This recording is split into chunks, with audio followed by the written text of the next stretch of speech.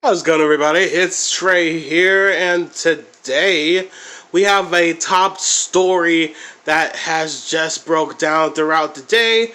I've read bits and pieces about what's been going on, and I'm just finally now getting to read this article from Cartoon Brew. The top story for tonight: Cartoon Network Studios, as you know it, is gone thanks to David Slasloff. Now, Cartoon Brew, being a reliable source in the animation community, a very trustworthy source, had broke this news a couple of hours ago, early this morning around 9 a.m. And this is now reaching out to the farther bits of the internet. I've seen Cartoon Network trending on Twitter. I've seen David Slasloff being trending on Twitter, with even reports of trends of Fire David Slasloff being trending on Twitter because of this news. According to this article, Warner Brothers Television Group, or WBTVG, laid off 82 scripted, unscripted, and animation employees on Tuesday and will not fill 43 more vacant positions. This 125 positions represented 26% of the company's workforce across those units. However, the layoffs, which were generally expected, doesn't tell the whole story of what's going on at Warner Brothers Discovery animation units.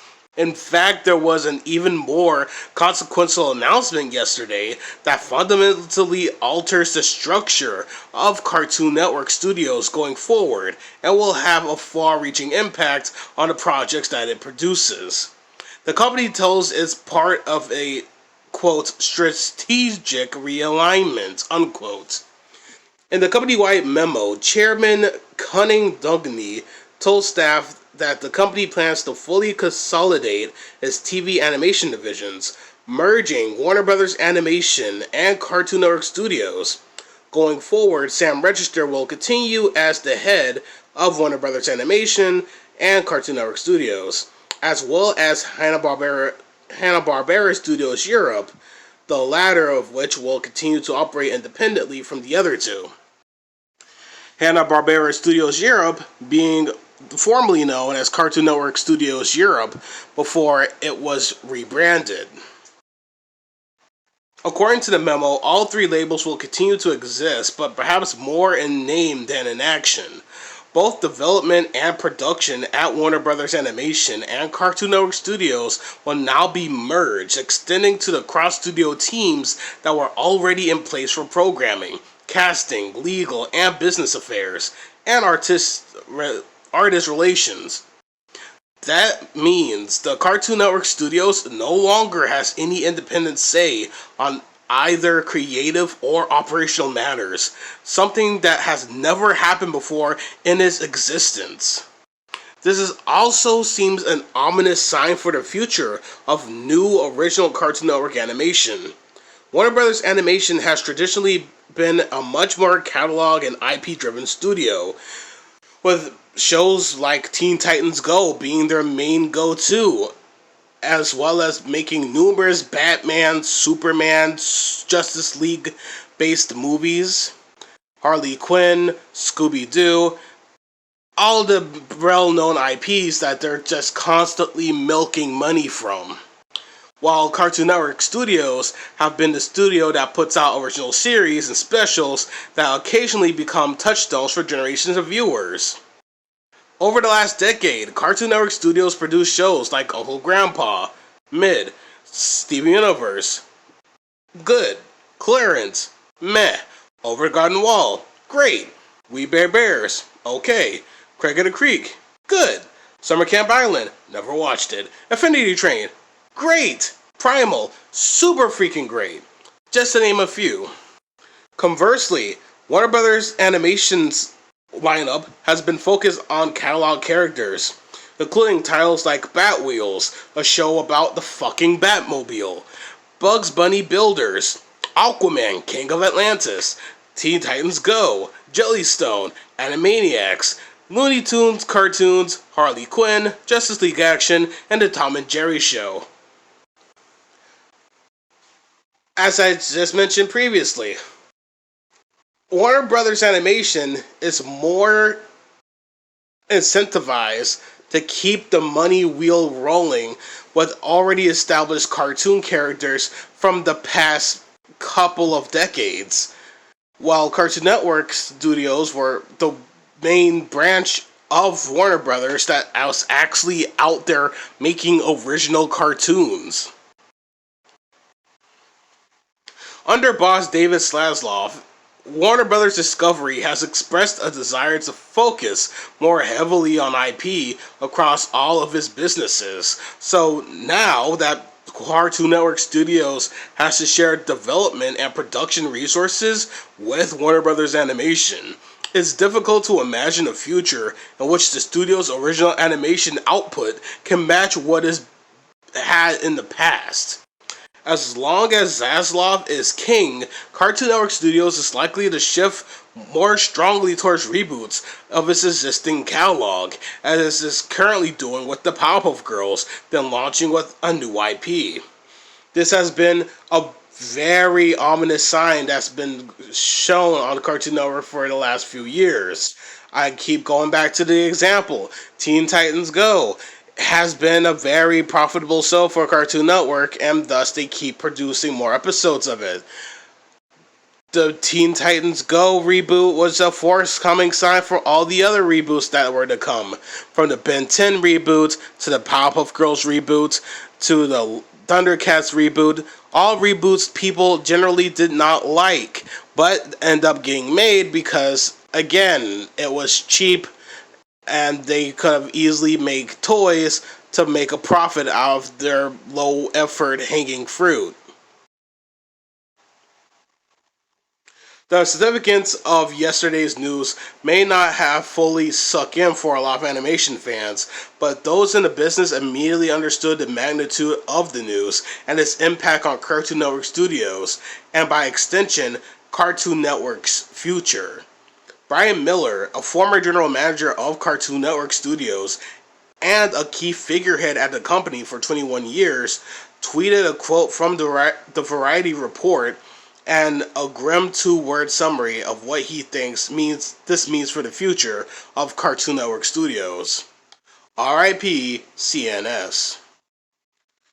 Under the new setup, Kids and Family series development at both Warner Brothers Animation and Cartoon Network Studios will be led by Audrey Dilly, an adult animation department by Peter Guerrieri, and animated long-form series development by Sammy Perlmutter. Perlmutter? Wow, these surnames, Jesus. With Bobby Page leading main production, Ed Adams will continue as executive VP and general manager. Note, this is still coming from the same guy, the David Zaslav, who claims Warner Brothers is not for sale, that they're not planning on merging Discovery Warner Brothers into another company like Comcast, that they're going to actually put up a fight to be independent as this new mega company, even though it's coming at the detriment of losing a lot of goodwill with its existing fans through removing IPs that people liked from HBO Max, to going as far as literally gutting the innards of what was this animation division. On the other side of things, I've seen a lot of people being very, very optimistic that this could mean a lot of promise towards unscripted sports like programming. For example, All Elite Wrestling has that deal with Turner to air its programming across TNT and TBS. Right here on Wrestling Observer Figure 4 Online, it shows Dynamite back on track, getting over 1 million viewers an episode. And it goes without saying that a fully independent product like AEW is going to be very, very, very profitable for Turner's bottom line, since they don't have to do much on their end besides just keeping up production costs and making sure the shows can remain to produce content every week. That and the fact that they're not spending extra money on casting, getting writers, and other casualties of producing a TV show would cost.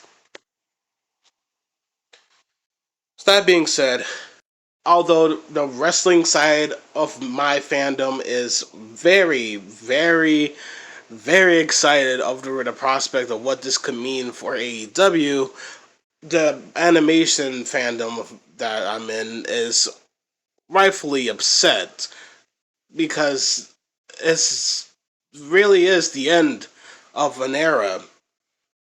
Cartoon Network Studios is gone. As they said earlier, it really is RIP to CNS.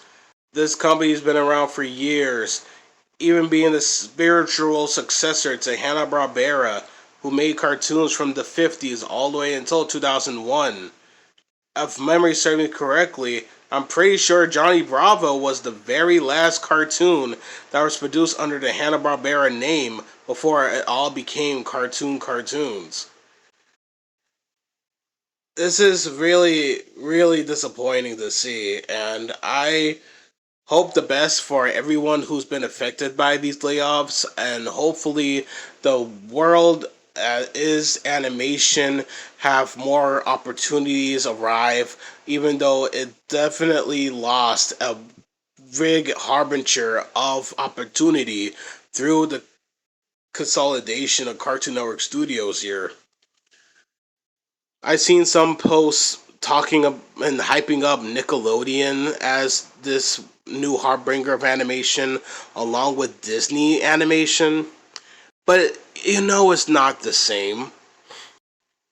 True, given Nickelodeon and Disney has also produced original animation series in the past, it was never to the magnitude that met Cartoon Network.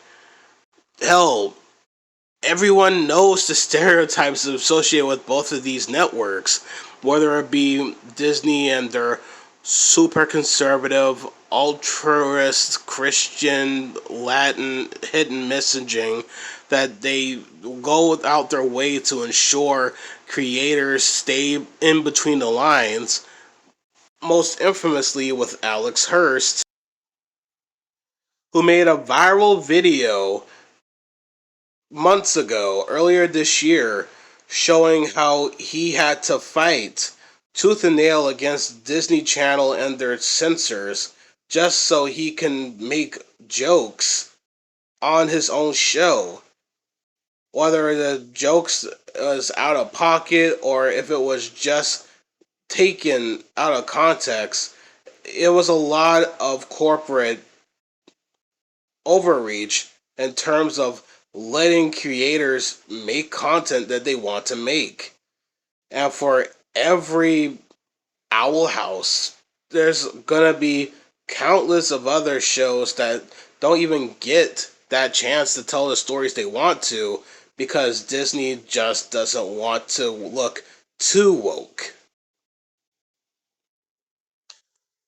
And back to the other party here in this three-way.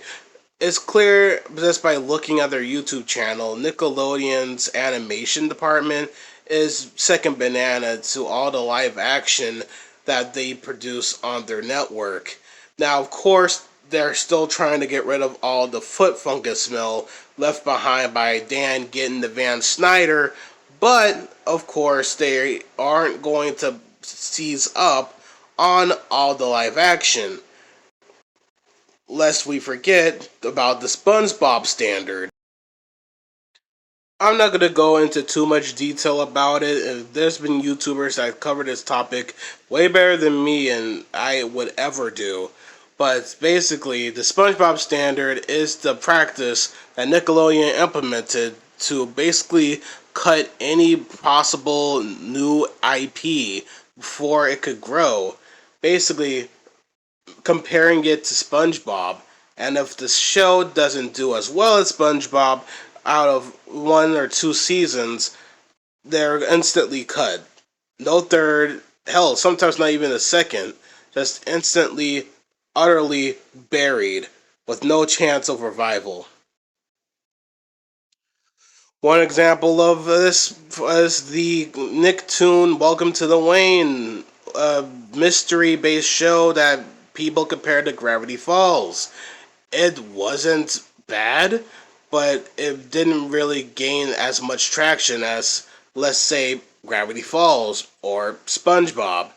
The show lasted for 2 seasons, or really one season cut in two, and then it was just left to just die a death on Nicktoons Network, which is about the same as Boomerang was for Cartoon Network, except even worse. It's even more abandoned and sits at the far reaches of premium cable where people have to actively seek out the channel just to see reruns of cartoons from Nickelodeon's past, like Fanboy and Chum Chum, for example.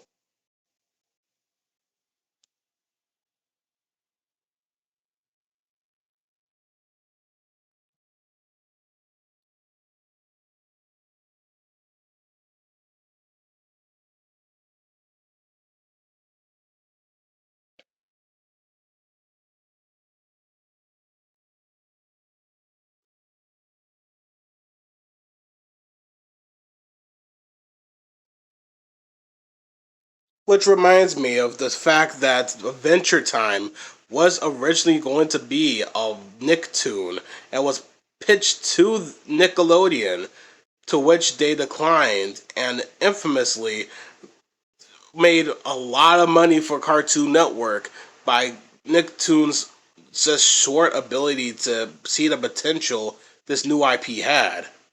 And given the pilot doesn't look that phenomenal, the fact of the matter is it grew into becoming this super mega giant that helped push Cartoon Network back into relevancy in the 2010s era after the a large amount of cartoons the previous era had canceled and ended. And on top of that, the whole CN Real thing, but the less said about that monstrosity, the better. Okay, at this point, it's clear that I'm clearly ranting about nostalgia here, but I just do this just to prove a point. Nickelodeon isn't that guy. It has decent cartoons, but it wasn't nearly as accepting towards newer cartoons if they weren't going to be instant success bank buck cartoons that they can milk dry, like SpongeBob or The Loud House. Disney gave up being just about animation when they rebranded Toon Disney into Disney XD. And while it does have a good variety of animation, it's similar to Cartoon Network in the fact that they are milking the fuck out of established IPs through DuckTales and anime series like Beyblade. You have your few live action shows, but ultimately the main name of the game here is show you reruns of shows that did well, and at the same time also providing just enough variety that you're more enticed to stay behind and watch it than compared to what's that other station called? It was on the top of my tongue. What was it? Oh yeah, that monstrosity. Oh, that's painful to look at. It's funny, but in a cringy way. I'll say that. I'll say that much. Oh man, make it stop! Make it stop! Make it stop! I think the best way to end this video would be to look at some of the top comments left on the article. Marina wrote, and when Warner Brothers Discovery has no fresh IP to reboot in 30 years and wonders why Jetsons and the Flintstones are catching on with newly minted adults anymore, who will they blame? Oh wait, that's already happening now. Even Disney occasionally tries new originals. Warner Discovery should take a page from the real emperor of IP. You know, yeah, she got a point. She got a point. Even if Disney Plus is all about milking Marvel for what it's worth, at least they know how to do it right compared to Warner. Prepare for the most beige khaki corn fest from the merch development team. This is why I hate David Zaslav now. He's become a total menace to both Warner Brothers and Cartoon Network. He needs to be fired from WB Discovery for good. This guy is just a corrupt corporate businessman who ruins so many good things. I don't want Cartoon Network Studios to merge into Warner Brothers Animation and keep it alive. That's why he's planning to merge Cartoon Network Studios now into Warner Brothers Animation. Really made me want the evil man to be fired from WB Discovery for good, so it won't touch a single hand on Warner Brothers or subsidies ever again. I want Cartoon Network Studios to be alive to continue. Here's like to my change thought me. Oh, I really should have read the username first. Unfortunately, the cable Cartoon Network channels, like all children-oriented channels, are seeing massive audience decline, while HBO Max is still a massive money pit. I'm sure not just where then the return of investment for any TV programs is supposed to come from in the future. Well, maybe if we're lucky, TikTok will all just find a way to streamline that Amazon Fire TV app so more people are inclined to use their TVs again. Maybe. Don't quote me on that. That was my video for today. I hope you hated it. Oh, and something about some long lost Kingdom Hearts pilot was founded. Something along those lines. I don't care. I don't watch anime. Bye.